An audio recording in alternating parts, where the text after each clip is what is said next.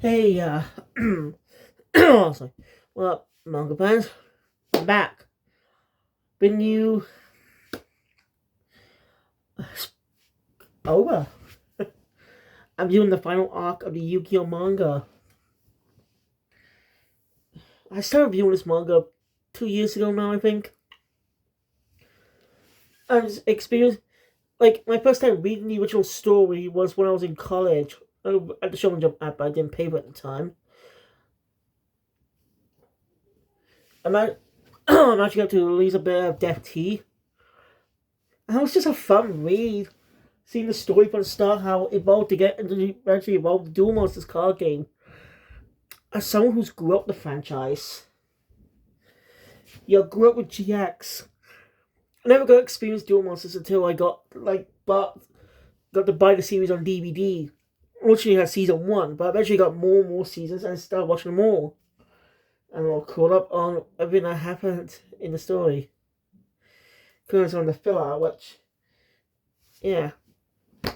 And I got to say goodbye to the anime soon too. I can't believe it. Sure, I can reread it, but it's just been one hell of a ride. Reviewing this manga, it's sad that I'm done reading the manga. Of course, this is not the last journey we take with Yu-Gi-Oh! Friends in page format, as they have one extra story. It's set before the finale. It's a sort of a sequel, but also it's set sometime before, in between the Battle City arc and the Millennium World arc, which is what I'm calling this. And for some reason, the final portion of the story was split up into two arcs. Was split up into a separate arc. It should be part of the same arc because it's a balls that. Oh, never mind. Well, this arc was rushed in some areas, which was pretty obvious. I'm going to the reason why I know this. I'm not going to judge this, but I know there's a reason. Some things I wasn't expecting to the final event.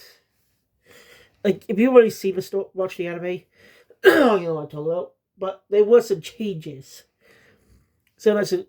So I best explain when I get to which I've actually planned to cover the Dark Side Dimensions movie after I finish the anime at some point. But I think I'll cover that at a later date. I can cover it any time really. But I think I'll cover it after Bonds Beyond Time, after 5Ds. We'll also go for a watch through Zexo Arc 5 Reigns. It's a great book out in the Master Duel era. We watch alongside Reigns as the end of the Master Duel era. I also got to review the 4Kids exclusive series, the Capsule Monsters arc. I put heavy quotations on there because it's not exactly a proper arc. But if you walk by 4Kids standards, it's an arc that they made. So it's I'll talk about that when I review it. I may actually review that at some point. Because at the time of recording, currently in the Duel Monsters anime, I finished up the Battle City arc, at least part 1. Up next is the Virtual World arc, and then the finale of the Battle City arc. We'll get into two more filler arcs before we get into the final portion of the story. I won't be able to remember the character's name, sadly. I hate having shit memory. But still, the final portion of the story was amazing. So this arc is 65 chapters long. A brief history, as you know, Yu-Gi-Oh! Actually began in 1997. In 1996. A full year before One Piece debuted. That the chapter that was released during One Piece's debut was a game show chapter where Jinochi was on the game show. The manga's already been out for a whole year at that point. So, yeah. That's all content I'm familiar with. Next manga reviews on Yu-Gi-Oh! Will be whole new experiences for me, since I never read them. I don't know what happens in the stories much. I've never seen all GX or 5Ds. I've never seen all Zexo Arc 5. Because I started watching Arc 5 when it was on Netflix, but Netflix only had the first 2 seasons. They did not create the final portion of the story. They did not have the final portion of the story for some bloody reason. Or they did, and it just got removed. That makes me sad, because I wanted to finish up the story. I was so invested in what will happen. And I got spoiled by it because of stupid people. They never shut the fuck up. Alright. Let's get this final review of the original manga. While the English translation separated them, there's still one old entity. That's what I've been doing, combining them as one entity, as they were in Japan. I'll be doing the same for the Dragon Ball manga. Alright. So, the final portion of the story, the final arc, opens up with a flashback on a young Sukuroku of how he came across the Millennium puzzle, going through the traps, eventually rescued by seemingly the foul soul, mistaken for someone called Simon. And that's Siamon or Man, not Simon. Siamon. Yeah, it says. Because this is just Sugoku recounting his past on himself, knowing that the Beta has played a role ever since you. You know, if you ever get a Yu-Gi-Oh! Anime remake and they go to the final arc, final portion of the story, they should have a montage of all the best moments from the Yu-Gi-Oh! Series, from the semblance of the Millennium Puzzle to his great battles until all his battles. That would be a fun way to wrap up the story and a little emotional goodbye. Oh, sorry, I get a little emotional. I finished reading the manga. It took me 2 years to complete, really. My view on the Battle City arc was months ago at this point. I'd say that late just to review it. So, yeah.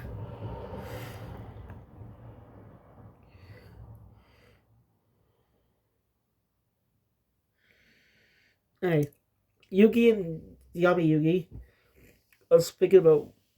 Yami Yugi doesn't know about his memories, but Yugi vows to help him no matter what. I mean, like Free Breaks steals the God cards, but being stopped by Bakura, Yami Bakura specifically. At this point, Yugi still thinks he's the friend. He's an ally.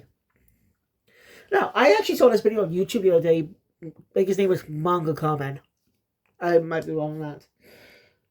But he did a video about Bakura. How the anime really messed with him. Yeah, he was really hindered when the anime had to start. The duelist was the story. I just add elements. Adapt certain arcs and condense them down. He really suffered from that. Speaking of which, I actually prefer Rika Matsumoto as the character than Yo Inoue. If you prefer Yo Inoue, that's fine, but I prefer Rika Matsumoto. She just suits the character.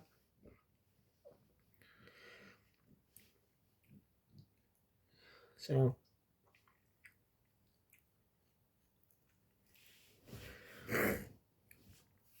Also, Mercury Falcon, a YouTuber, has a video discussing the many possible inspirations of Yu-Gi-Oh!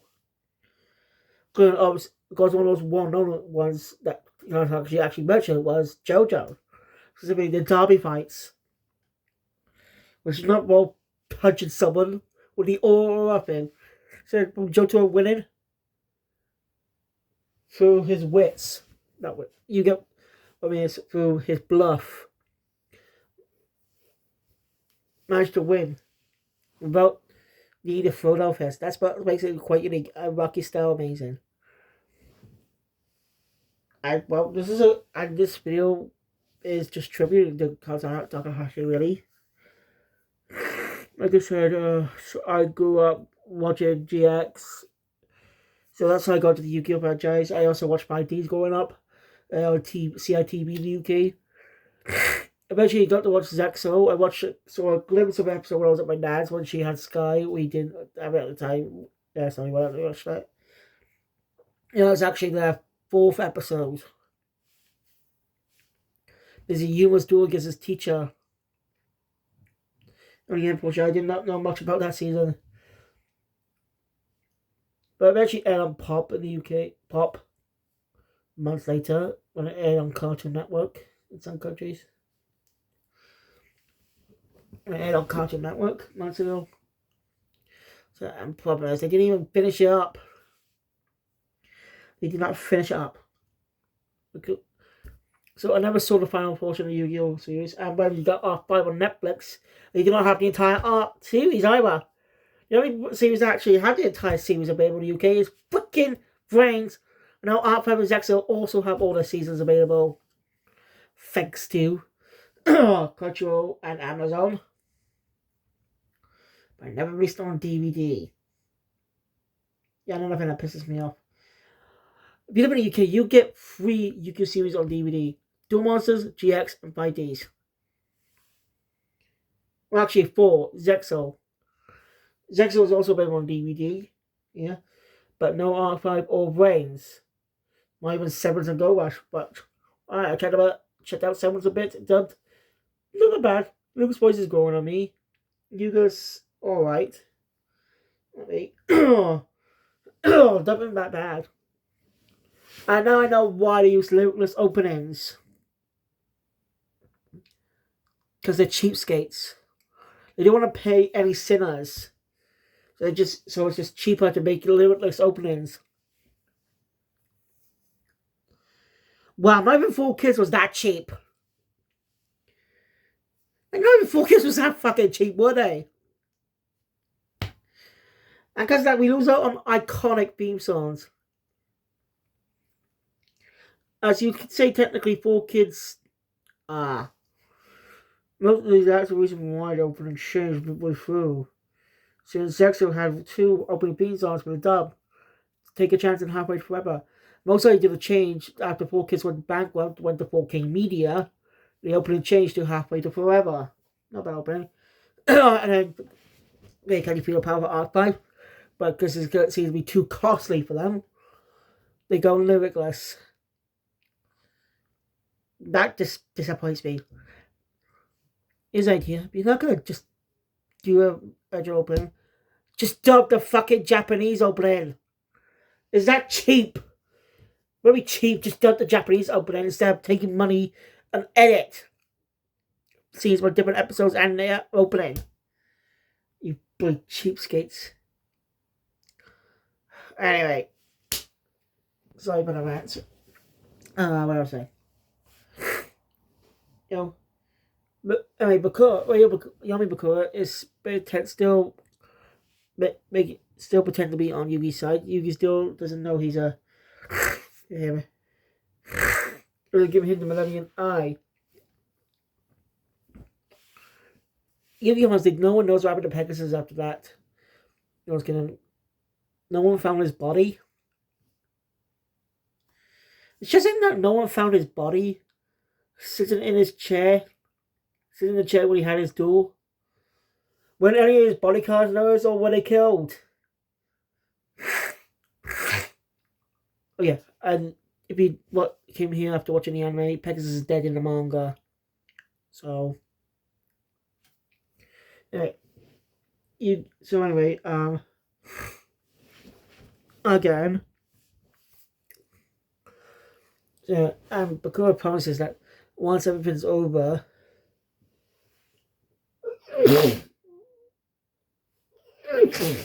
he will promise to get back the Millennium Ring. Get the Millennium Ring.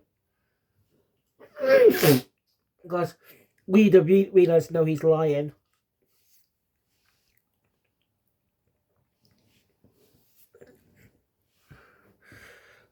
So yeah.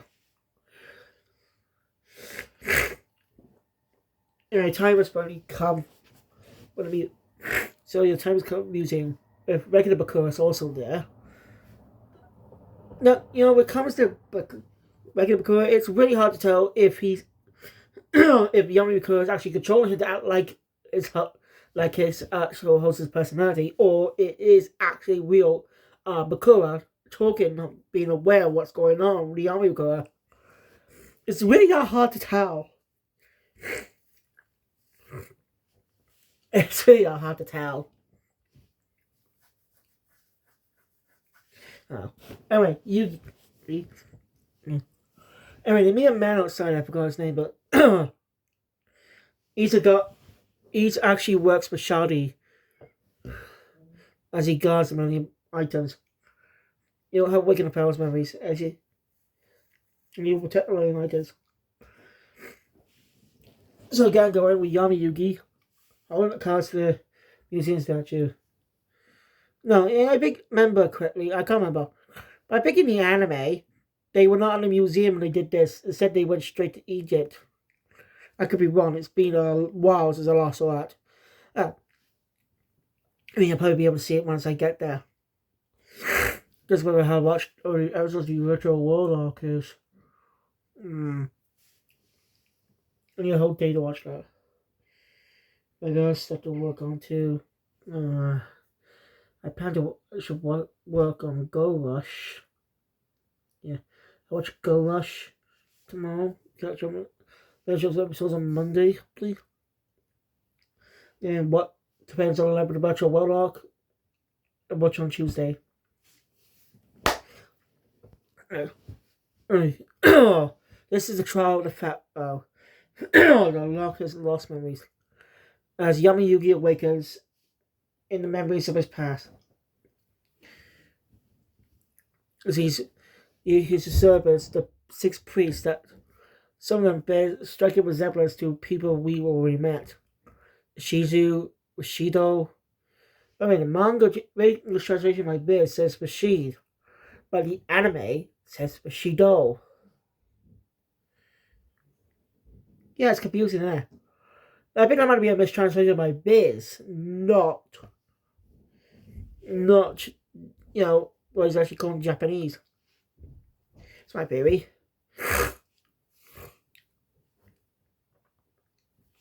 Okay. Anyway. Film has relived these events the day he died. Of course, we do learn a bit as we see the original, the soul, Mario Rin's soul, back in the past. And he was alive. So he was known as Thief Kid, but he was known as a thief, also called Bakura. Does that mean he's Bakura's ancestor? Like, is possible? Like, actually, if you think about it, I bet a lot of people theorize that Yugi might be the reincarnation of the Pharaoh. Oh, that's why they look alike. And it seems the anime actually added the original scene of Pharaoh as a child. As not in the manga. Anyway. He's kind of charged the Pharaoh. One of the pieces named Seto obviously looks like Kaiba. Even sharing the same name, Seto. Seems to have an ancient way of fighting similar to dual monsters, but there's still sense of some monsters with specific energy. Basically, their own life, but basically it's their lives. And it's their real life points. Go down, dead, like a shadow game. Alright, some points it translates as Millennium, the Millennium Pendant instead of puzzle. Yeah, this definitely has a lot of some weird translation issues that Biz has. Like, this is not an updated version that released later or something. An old Biz translation that you never update. Like, they could. It's easily done since it's digital. I don't have any Millennium World volumes. Or the entire series. Anyway. Go. After that. Anyway, they only 6 pieces allowed to summon flame of these monsters. In stone size are like dual monster cards. Of course, John. Against the Pharaoh. He managed to push Kuro back. At least for now. But he's active Millennium items. Bins never change. Yugi and the group basically end up also be able to go to the Pharaoh's memories. But they mess up their own trial in a way. Search for the door in Millennium Puzzle. That's the whole few chapters. The Yugi isn't realizing that it's tied to them. They managed to find it into old Egypt. But the character that's introduced earlier actually appeared a little bit later in the anime for some reason. Yeah. He's like, doesn't look much important in the anime. Now he's not even around for most of the story. With all this Egyptian drama going on. It's not bad. But I do feel like the main gang got a back seat. Again, it's all probably looking for Yami Yugi's past. You know his memories, but Yugi is our protagonist. He's Yami Yugi may be the one doing all the duels, but Yugi is our protagonist, and he gets so pushed to the backside most of his arc. I mean, it's not bad, but I can see why their readership was low on this one. Mainly because of the dual monster spin, but to a fan who doesn't really care about that, they can find the story a little boring. With all this little stuff. I find it a little boring, in my opinion. Good action, but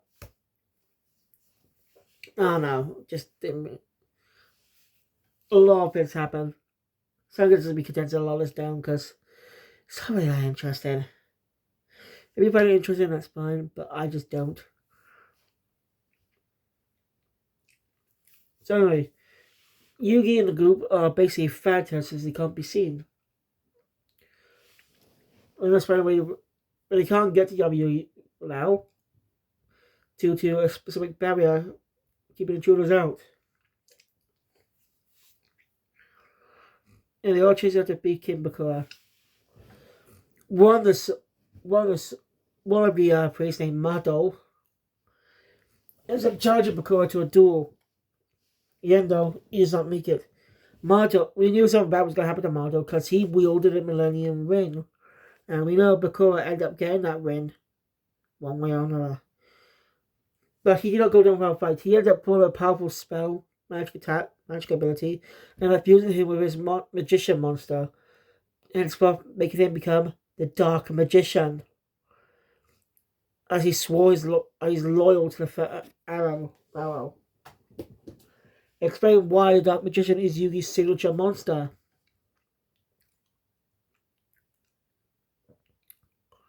It's a nice detail. It's a very nice reveal. So, hey, Go causes more trouble than all civilians. There's a lot more blood in this arc compared to the previous one since Bowles answers getting hit and it connects to their life force. So basically when they get damaged, like a stand in a way. Oh, Takahashi, you sly dog.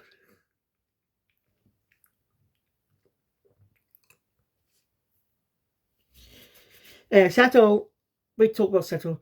He seems more like his counterpart, a bit arrogant and stuff. But he actually is loyal to the Pharaoh. He has his own side plot. And by a white-haired girl with blue eyes. With her own type of power inside her. Looks like the blue eyes white dragon. And she is an incarnation of it too. I mean, the one we.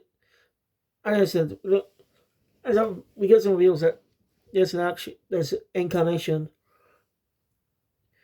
The wheel of the eye ended up becoming evil as his memories also sealed inside the puzzle. now wants to take over and become part of the modern world. And he's Bakura's on his side. Remember him. All name of bringing back Zork. Remember him? Best mentioned all the way back in the Millennium World arc. Sorry, Monster World arc, which is the end, which was pre-Duelist Kingdom. Forgive me, you'll be forgive me if you forgot. Like it's pre-Duelist Kingdom. Now Bakura's debut arc.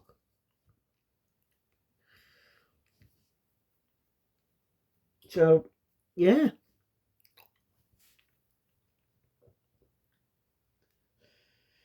Gee, love represents that arc. Takahashi's a sly dog. He had an idea for the finale for the start. I dropped a hint pretty early on in the story, before the Duel Monsters portion came out. Anyway, this is one last game before you say this is the last game. As well, Battle's Battle against Bakura ends up being injured. Reveal that this is all a game being played by Yami Yugi and Yami Bakura. A life or death game. Interesting twist. Especially the priest ends up, the Millennium argues ends up betraying them. As he wants Seto to become the next Barrow, who will also be his son and the nephew to the previous Barrow, the Yami Yugi's father. Also, Mato has an apprentice who looked exactly like Dark Magician Girl. So, and she's on her spirit too. I'm condensed a lot of this down, sorry, but it is a good arc most of the time. Other times this is a little boring to me. So, and basically Yugi, Anzu, Jonoji, and Hondo are NPCs in this game. This is a tabletop RPG game. Again, representing Monster World. So their mission is to find Barrow's memory. Barrow wasn't actually injured and would be dead. With a little thing going on. But alive. That's when they end up battling that, but end up being too late as Zorg is resurrected. Losing a few of the beasts as well.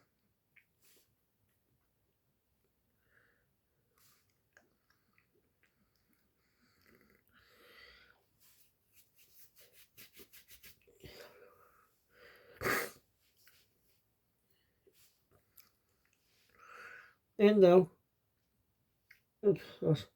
Yugi and again ended up in trouble with the spirit, the dark boss that Yami Bakura put in the puzzle on the Dungeon Death Monsters arc, is there to stop them from getting the Barrow's memory. Basically, it's a duel. Because this is when this starts to get rushed, especially when Zork is summoned. It's one of those obvious signs of it being rushed. Takahashi also suffered a bit of an incident with also summoned that caused like a blood end up joining Zork in a specific way. Now, there's a dragon portion coming out of a specific area, the crotch area. You get what I mean? It looks like a fucking cock. It looks like someone's cock. So yeah, it was pretty obvious. And later reprinted, it was changed. Design's been altered a bit. Look less obvious.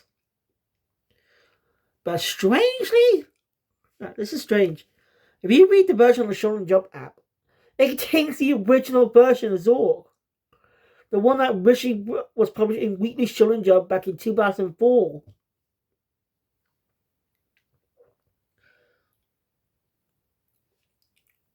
Or was it 2000? Oh, was it 2003? Depends on when the chapter came out. So, I'm really surprised they didn't go with the later reprints for this digital scan. Curious to know why. It caught me off guard. I couldn't stop laughing for a bit. Yeah, boy. And Zork is too powerful. Yugi's duel against Yami Bakura is a really good duel, with Yugi using his own deck, showing how much he's grown as a duelist. This is his duel, not Yami Yugi's. And he defeats Yami Bakura. At least that top portion of him. And the Pharaoh's memory is the key. So the Pharaoh and the remaining priests fight off against Zork. But unsuccessfully, most of them being killed off, including Simon, who ended up summoning Exodia, but that was not good enough. Okay, Yugi and this come in. Let's say the Pharaoh's name. Also help out with their dual monster cards. Of course, I'll do respect, thanks to their power of friendship. The Pharaoh now remembers his name. His name is Atem. That's his name the whole time. And that power defeats Zork once and for all. Banished. Now the Pharaoh can't go back for a bit. But he will be soon. As the others leave.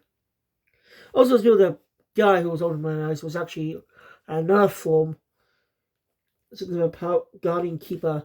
Whose later twist is revealed to be Shadi. Who hasn't appeared much since,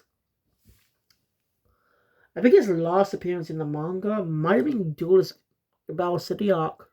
It's been a while, so I can't remember much about that. If he did appear, maybe my point.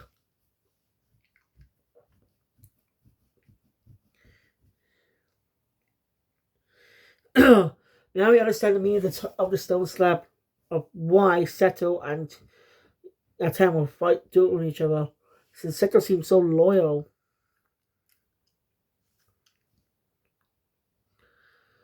Also, it looks like they changed the concept of the summon things later, retcon it. Because it looked like early on they used the soul, that it was, they had some servants chant to summon the monsters. But it seemed to be changed. Or that might be in the anime, I don't know.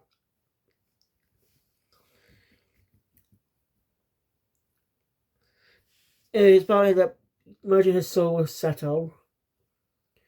That's what ends up with him turning against the Pharaoh. Pegsu, the blue eyes white dragon girl, can't remember her name. Magic break ultimate. Damn, Vaden. Gives the title of Pharaoh to Seto. And he'll do a good job. Trusting him. Showing a loyalty. It's a really good moment in a way. Mostly. But it doesn't help that early on he was canonized to be more of a jerk.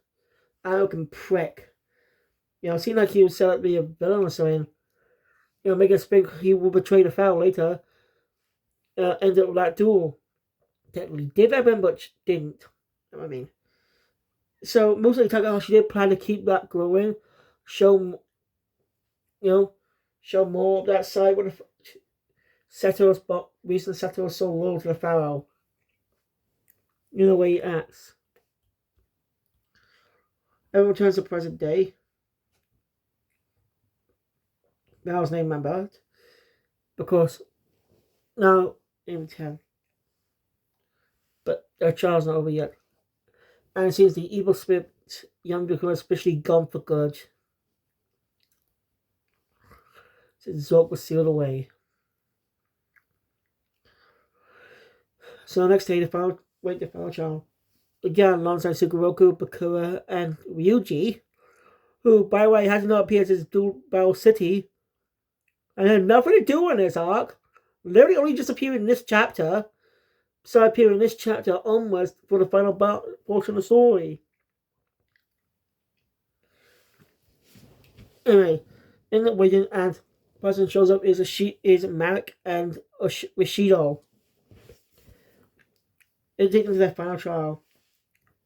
It's pretty nice seeing them as allies. I wish we could see more of this in the series.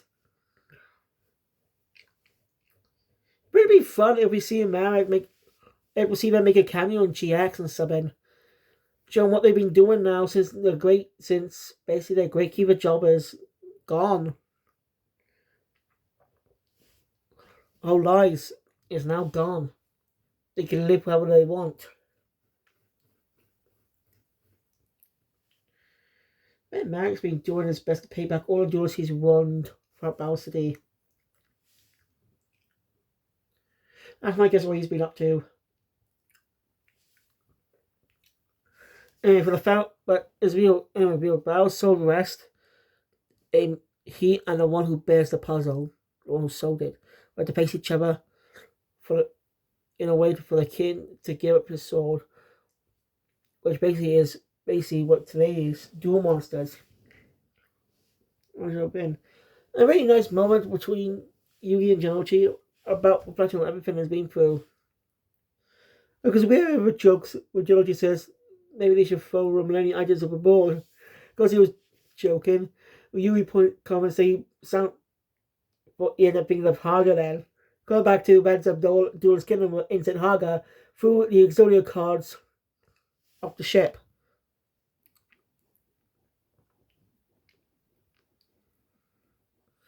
You know, interesting though. She's not really much of a character. She's only in Battle City arc. Didn't make her first appearance in Duelist Kingdom, but didn't reappear until Battle City. But she could be a more extra role in the anime thanks to the Virtual World arc, since it was a filler arc. But I do like how the Wake of the Dragons arc focus got more better on Mai, since we didn't even see much of her after how much that affected her. It really affected her. Yeah, I'll say more about that. So the two build their decks separately. Yeah. They for their final duel. They were spinning bot and a duel. It's one of the best final duels in the entirety of Yu-Gi-Oh! This is the best final duel I've seen. Best duel I've seen. The final duel is amazing and emotional. No mistakes. Yugi ends up winning. And we end up saying goodbye to Tem. It makes you feel emotional. This guy, we've known him since chapter 1. Shows how much he's grown as a character. Think about when he debuted. He punishes people who were playing games. But he seemed more dark. His name Yami Yugi. Dark. But he lost that darkness over time. Showing he's grown as a character. And Yugi learned to work together. Now, we're saying goodbye to this guy. The one who ended up kickstarting this journey. I also saying goodbye to the puzzle. It makes you feel sad. We're saying goodbye to these characters. Saying goodbye to a character we've known for a while. Of course, this is not the last we'll see of him. Because he does return Yu-Gi-Oh! Arsenals, which is basically a prequel story in a way. A prequel set before this arc. So, we'll see how well that fits into the continuity. As you can tell, some time has passed between it and Battle City and Millennium World. Or Battle's Memory. I'm just going to go on the Millennium World arc. We say goodbye to them. As their journey, this is a great journey, and I'll go back into that journey. I even see a glimpse of Kaiba and Mokaba, who were absent in this arc.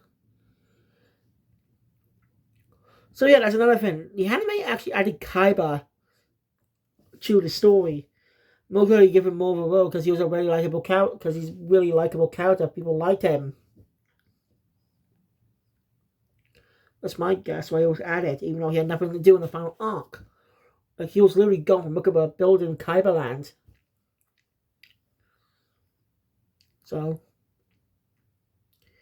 yeah, it's a great final. And there's an extra chapter. The extra chapter, chapter 66, is just a 2-page thank you note from Takahashi for supporting the series from start to finish.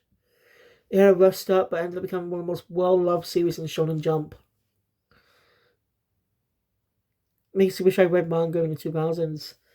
I'd love to read no? Oh well.